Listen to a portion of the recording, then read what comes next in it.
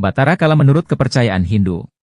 Dalam ajaran agama Hindu, Kala adalah putra Dewa Siwa yang bergi dewa penguasa waktu. Kata Kala berasal dari bahasa Sanskerta yang artinya waktu. Dewa Kala sering disimbolkan sebagai raksasa yang berwajah menyeramkan, hampir tidak menyerupai seorang dewa. Dalam filsafat Hindu, Kala merupakan simbol bahwa siapapun tidak dapat melawan hukum karma. Apabila sudah waktunya seseorang meninggalkan dunia fana, maka pada saat itu pula Kala akan datang menjemputnya. Jika ada yang bersikeras ingin hidup lama dengan kemauan sendiri, maka ia akan dibinasakan oleh Kala. Maka dari itu, wajah Kala sangat menakutkan, bersifat memaksa semua orang KL selain berarti waktu juga berarti hitam, bentuk feminimnya adalah KL. Dalam satuan waktu tradisional Hindu, satu Kala adalah 144 detik. Menurut lontar Tatwa Sunting, dalam kitab Kala Tatwa diceritakan, pada waktu Dewa Siwa sedang jalan-jalan dengan Dewi Uma di tepi laut, air mani, Dewa Siwa menetes ke laut ketika melihat betis Dewi Uma karena angin berhembus menyingkap kain sang Dewi. Dewa Siwa ingin mengajak Dewi Uma untuk berhubungan badan, tetapi sang Dewi menolaknya karena perilaku Dewa Siwa yang tidak pantas dengan perilaku Dewa-Dewi di Kahyangan. Akhirnya mereka berdua kembali ke Kahyangan.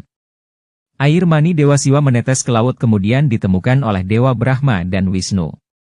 Benih tersebut kemudian diberi japa mantra.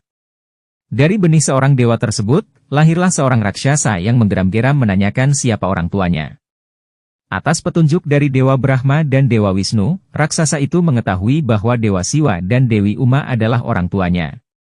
Sebelum Dewa Siwa mengakui raksasa tersebut sebagai putranya, terlebih dahulu ia harus memotong taringnya yang panjang agar dapat melihat wujud orang tuanya seutuhnya. Akhirnya syarat tersebut dipenuhi. Sang raksasa dapat melihat wujud orang tuanya seutuhnya. Sang raksasa diberkati oleh Dewa Siwa dan diberi gelar Batara Kala. Untuk menghormati hari kelahirannya, Dewa Siwa memberi anugerah bahwa Batara Kala boleh memakan orang yang lahir pada hari Tumpek Wayang, dan memakan orang yang jalan-jalan di tengah hari pada hari Tumpek Wayang. Kebetulan adiknya, Dewa Kumara, juga lahir pada hari Tumpek Wayang. Sesuai anugerah Dewa Siwa, Batara Kala boleh memakannya. Namun atas permohonan Dewa Siwa, Batara Kala boleh memakan adiknya kalau adiknya sudah besar. Kesempatan itu digunakan oleh Dewa Siwa. Ia menganugerahi Dewa Kumara agar selamanya menjadi anak-anak. Akal-akalan itu diketahui Batara Kala. Akhirnya ia tidak sabar lagi. Dewa Kumara dikejarnya. Dalam pengejarannya, ia bertemu Dewa Siwa dan Dewi Uma. Mereka pun ingin dimakan oleh Batara Kala sesuai janjinya Dewa Siwa. Namun, mereka memberinya teka-teki terlebih dahulu yang harus dipecahkan Batara Kala jika ingin memakan mereka. Batas waktu menjawabnya hanya sampai matahari condong ke barat. Akhirnya Batara Kala tidak bisa menjawab teka-teki dan matahari sudah condong ke barat, maka habislah kesempatannya untuk memakan Dewa Siwa dan Dewi Uma. Karena tidak bisa memakan mereka, Batara Kala melanjutkan pengejarannya mencari Dewa Kumara.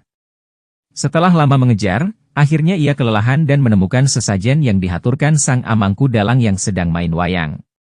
Karena haus dan lapar, sesajen itu dilahapnya habis. Akhirnya terjadilah dialog antara Sang Amangku Dalang dengan Batara Kala, yang meminta agar segala sesajen yang dimakan dimuntahkan kembali.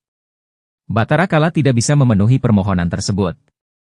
Sebagai gantinya, ia berjanji tidak akan memakan orang yang lahir pada hari Tumpek Wayang, jika sudah menghaturkan sesajen menggelar wayang, sapu leger.